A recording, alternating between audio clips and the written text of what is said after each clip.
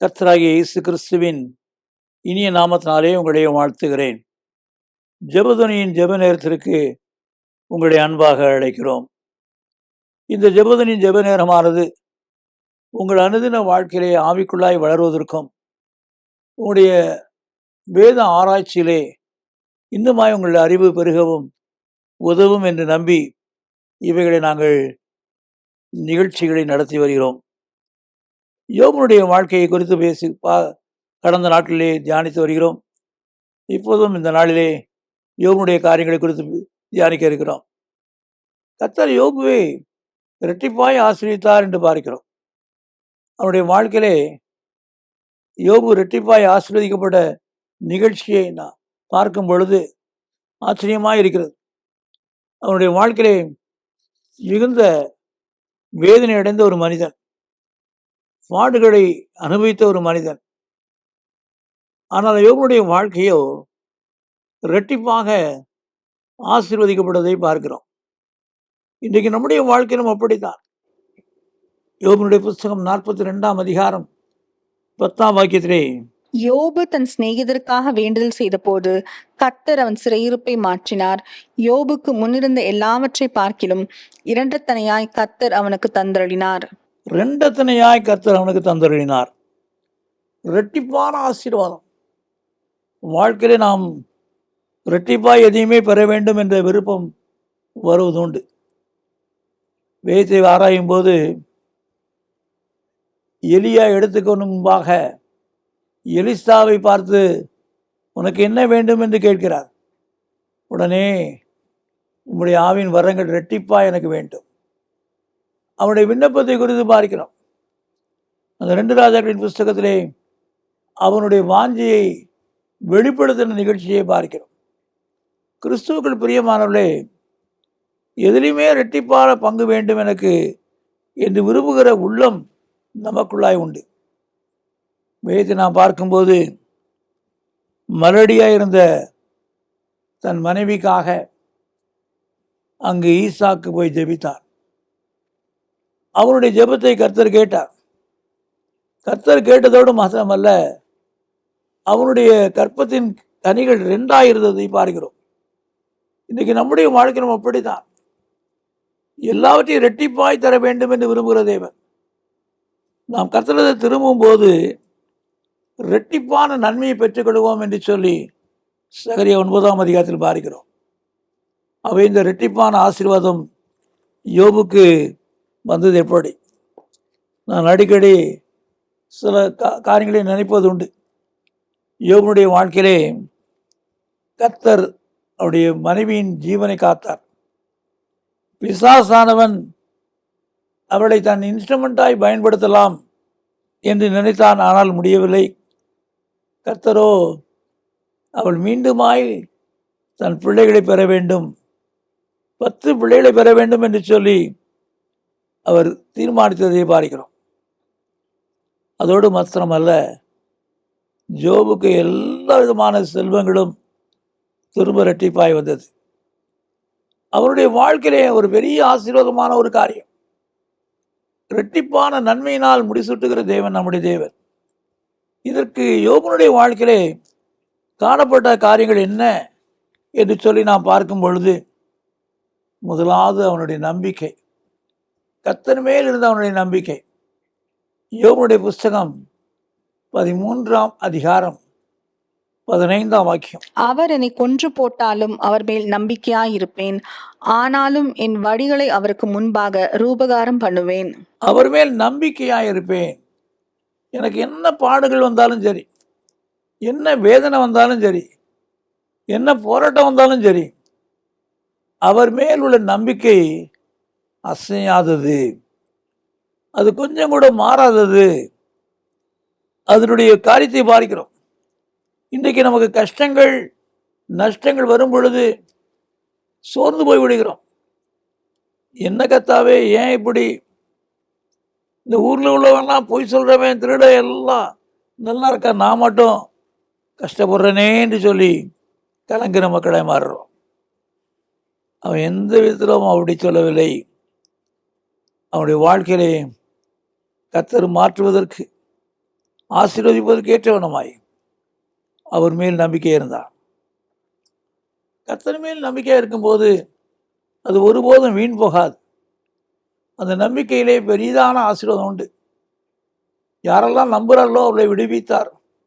சங்கீதம் 22 சங்கீதம் 4 வாக்கியத்திலே, எங்கள் பிதாக்கள் உம்மிடத்தில் நம்பிக்கை வைத்தார்கள், நம்பின அவர்களை நீர் விடுவித்தீர். நம்பின அவர்களை விடுவித்தீர். நம்பிக்கையினுடைய முதலாவது காரியம் ஒரு விடுதலின் வல்லமை. அந்த விடுதலின் வல்லமையினாலே நாம் காக்கப்படுகிறோம், நாம் ஆசீர்வதிக்கப்படுகிறோம். இன்றைக்கி அனைவருடைய வாழ்க்கையிலே நம்பிக்கை இருக்கிறது, ஆனால் அதற்கேற்ற உணர்வுள்ள இருதயம் இல்லை, வாஞ்சியுள்ள இருதயம் இல்லை. வேதம் ஒன்று சொல்கிறது, அவனுடைய நம்பிக்கையானது கர்த்தர் மேல் இருந்தது. இரண்டாவது காரியமாக யோபனுடைய புஸ்தகம்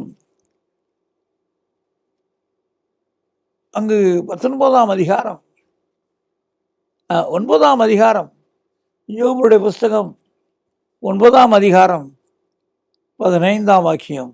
நான் நீதிமானாய் இருந்தாலும் அவரோடே வழக்காடாமல் என் நியாயாதிபதியினிடத்தில் இரக்கத்துக்கு கெஞ்சுவேன்.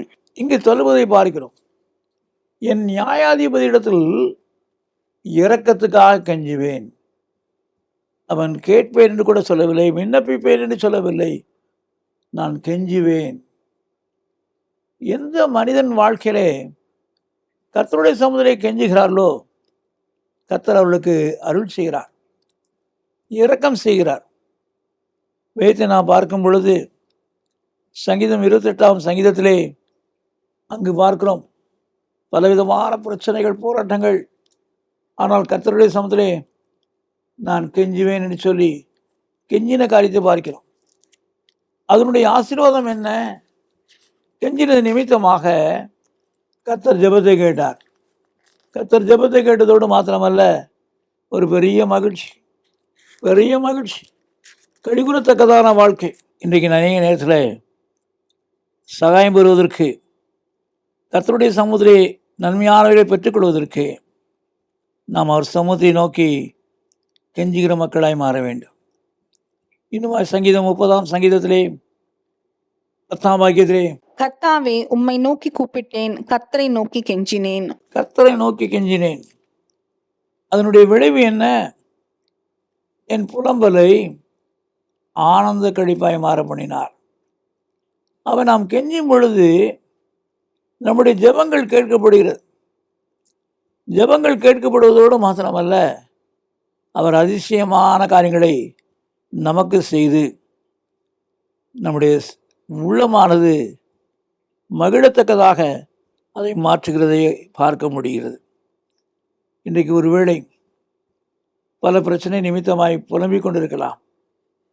ஆனால் அவர் சமூகத்தை கெஞ்சுகிற மக்களாய் மாறும்போது, அவர் சமூகத்தை நோக்கி கெஞ்சும் போது, அவர் அதிசயங்களை செய்கிற தேவன், இரக்கமுள்ள தேவன், இரக்கத்தில் ஐஸ்வர்யம் உள்ள தேவன், அந்த அன்பின் தேவன் இறங்கி பெரிய காரியங்களை செய்வார்.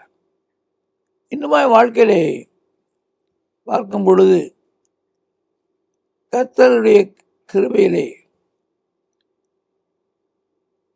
அவருடைய வல்லமையான செயல் நம்மிடத்தில் நடைபெறுவதற்கு நாம் நம்முடைய வாழ்க்கையை அவருக்கு ஏற்றவனமாய் மாற வேண்டும். நம்பிக்கையோடு கெஞ்சுதலோடு அவர் சமூகத்திலே நாம் ஒரு நம்பிக்கையின் எதிர்பார்ப்பு இருக்க வேண்டும். நான் சோதிக்கப்படுகிறேன், பலவிதமான பாடுகளினாலே, பிரச்சனைகளினாலே சோதிக்கப்படுகிறேன். யோபனுடைய புஸ்தகம் 23 அதிகாரம் 10 வாக்கியத்திலே, ஆனாலும் நான் போகும் வழியை அவர் அறிவார், அவர் என்னை சோதித்த பின் நான் பொன்னாக விளங்குவேன். பொன்னாக விளங்குவேன். அவர் என்னை சோதிக்கிறார், சோதித்த பின்பு நான் பொன்னாக திகழத்தக்கதாக என் வாழ்க்கை மாறிவிடும். அவருக்கு ஒரு எதிர்பார்ப்பு. இந்த சோதனையெல்லாம் ஒரு காலத்தில் முடிந்துவிடும். இன்றைக்கு அநேக நேரங்களிலே நாம் அதை நினையாது இருக்கிறோம். எப்போ பார்த்தாலும் நமக்கு பிரச்சனை தானா, எப்போ பார்த்தாலும் சோதனை தானா, இது ஓய்வே இருக்காதான்னு சொல்லி நினைக்கிற அநேக நிகழ்ச்சிகள் உண்டு. ஆனால் நம்முடைய தேவனோ அந்த சோதனையின் காரியத்துக்கு முற்றுப்புள்ளி வைக்கிறவர். அந்த முற்றுப்புள்ளி நிமித்தமாக அவருடைய ஆசீர்வாதம் நமக்குள் பெருகும். அவருடைய அளவில்லாத விடுதலை வல்லமை இறங்கி வரும். இன்றைக்கு அருமையான சோதனை சோதரியே, யோபை போல கஷ்டப்பட்டு கொண்டிருக்கலாம், யோபை போல இழந்து கொண்டிருக்கலாம், யோபை போல பாடுகளை அனுபவித்துக் கொண்டிருக்கலாம். உங்களுடைய நம்பிக்கை என்ன இருக்கிறது? இவைகளுக்கு பிறகு என்ன நடைபெறும்? நான் ஒன்றுமே இல்லாதவனாய் மாறிவிடுவனோ, அவ்வளவுதான் என் வாழ்க்கையோ என்று எண்ணவில்லை அவன். நான் இது சோதனையின் காலம், நான் சோர்வடைய மாட்டேன். இந்த சோதனைக்கு பிறகு தேவன் என்னை பொன்னாக திகழச் செய்வார், என்னை முழுமையான மேன்மையான நிலையிலே நிறுத்துவார் என்கிற நம்பிக்கை, ஒரு எதிர்பார்ப்பு யோபுக்குள் இருந்தது. இன்றைக்கு அநேக நேரங்களிலே நமக்குள்ளாக இருக்க எதிர்பார்ப்பு குறைவுடையதாக இருக்கிறபடினால் நாம் அநேக நேரம் கலங்கி போய் விடுகிறோம், சோர்ந்து விடுகிறோம்.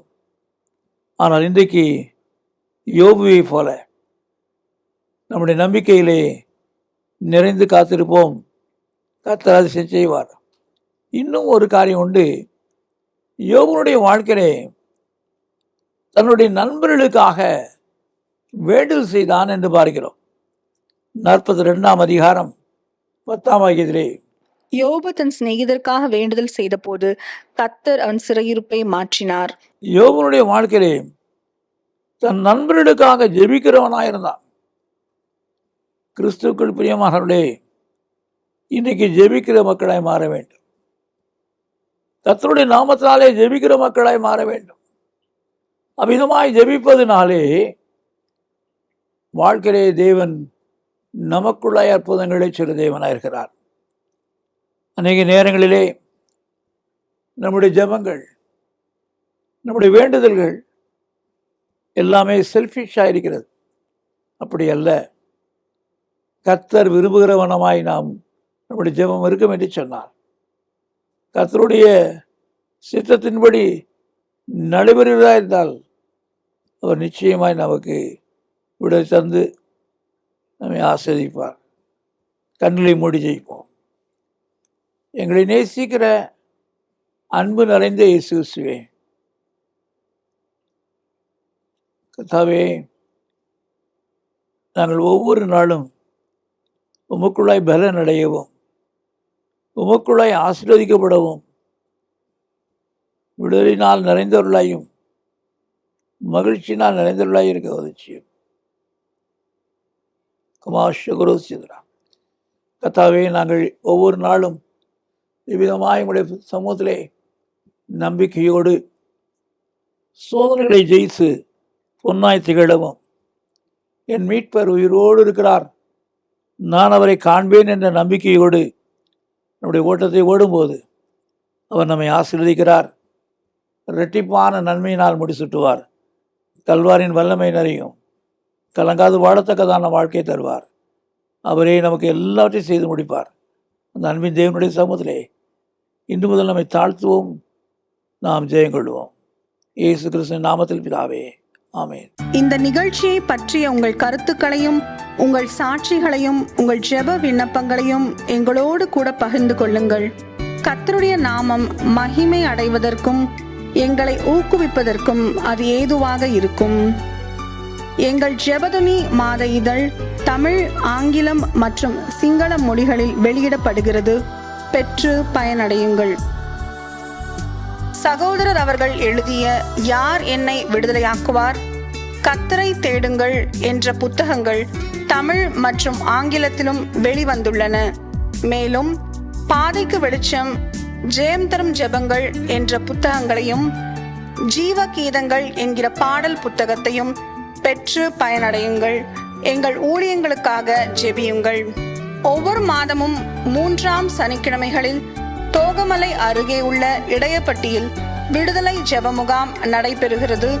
பங்கு பெற்று ஆசீர்வாதம் பெறுங்கள். இதை குறித்து மேலும் அறிந்து கொள்ள எங்களை தொடர்பு கொள்ளுங்கள்.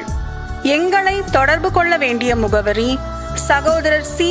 எபனேசர் பால், எண் 3, 6வது குறுக்கு தெரு, 5வது மெயின் ரோடு, ஸ்ரீனிவாச நகர், புத்தூர், திருச்சி 17, தமிழ்நாடு, இந்தியா. எங்கள் தொலைபேசி எண்கள் 0431 278 0938 மற்றும் 9842365132.